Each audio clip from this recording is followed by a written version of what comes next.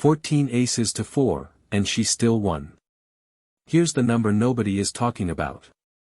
If I told you a player lost the first set, fell behind by a break in the second, got outserved 14 aces to 4, and lost the overall breakpoint battle 11 chances to 8, you would assume she lost the match. You would close this video and move on. Except she didn't lose. She won.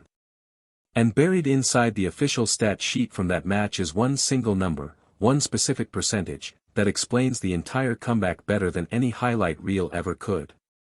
I'm going to show it to you in a few minutes, and once you see it, you will never watch an Eala match the same way again.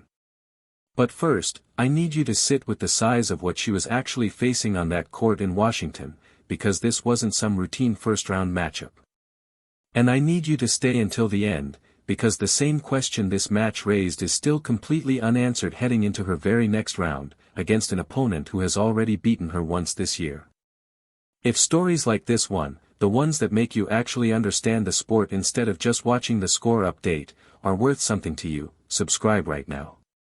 This channel exists because the numbers behind Eala's rise deserve more than a highlight clip and a caption. Hit that button before you forget, because the next number I'm about to walk you through is the reason this match will get talked about long after the scoreline is forgotten. Tuesday night, Washington, D.C. Eala steps onto the court against Qinwen Zheng. This is not some overmatched wildcard opponent.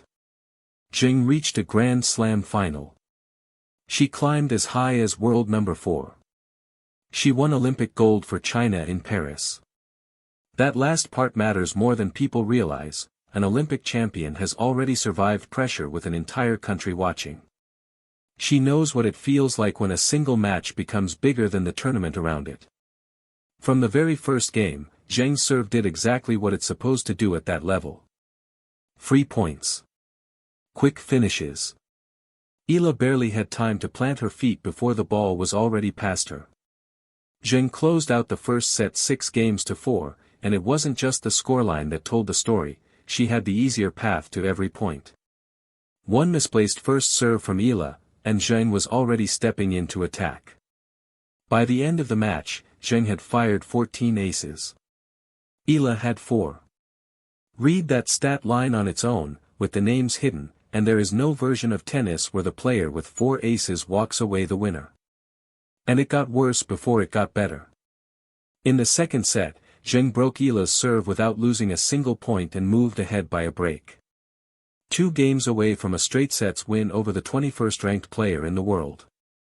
This is the exact moment, in match after match over the years, where Eala's story used to end. Big serve. Bigger stage. Painful finish. Not this time. And here's where I want you to lean in, because the turnaround wasn't emotional, it wasn't a lucky streak. It was a decision. Eala stopped trying to out-hit Zheng. She stopped chasing winners that weren't there. Instead, she started doing something almost boring by comparison, she put more returns in play. Deeper. Through the middle of the court.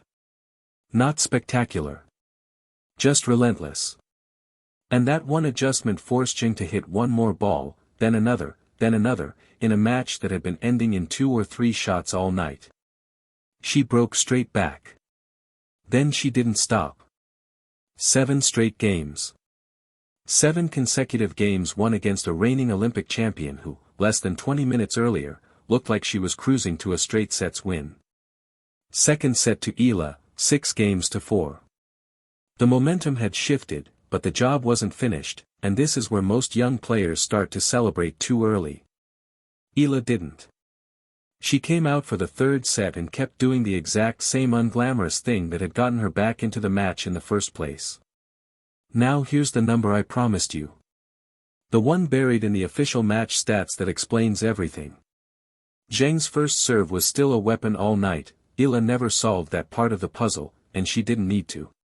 But every time Zheng missed her first serve and had to play a second one, the entire equation flipped.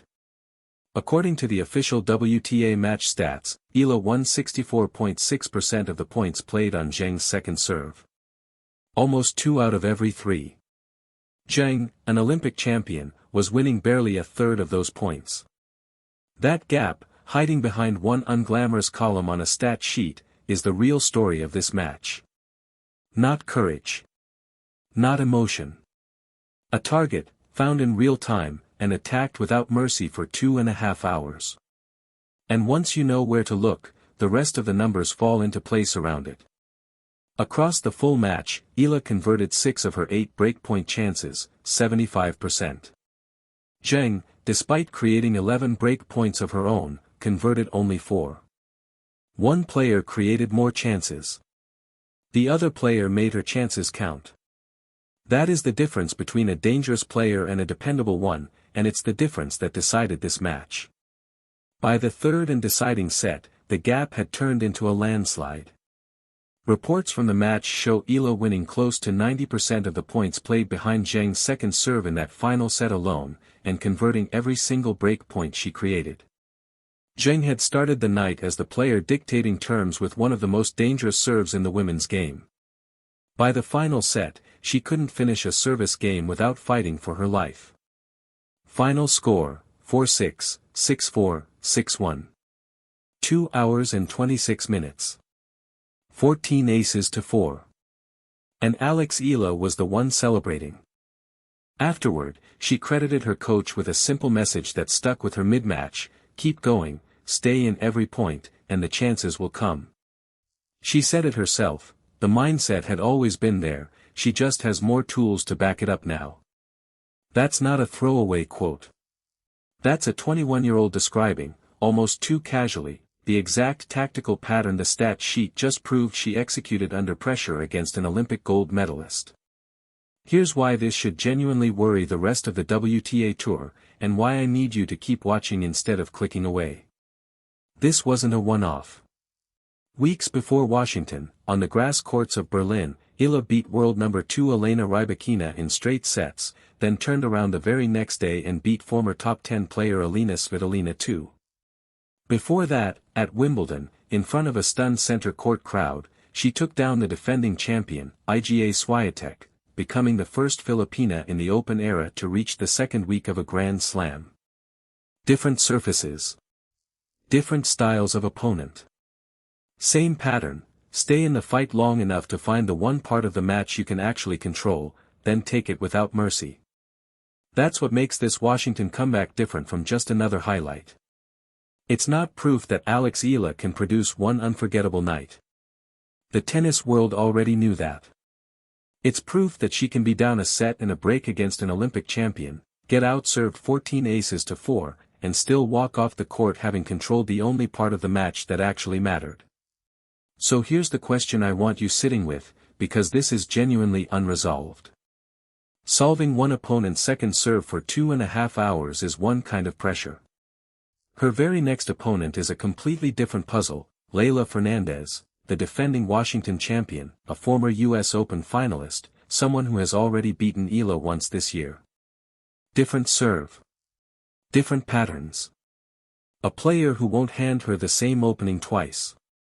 Can Eala find a new weakness fast enough against someone who already knows how she thinks? Or does this Zheng comeback stay the peak of her week? We don't know yet.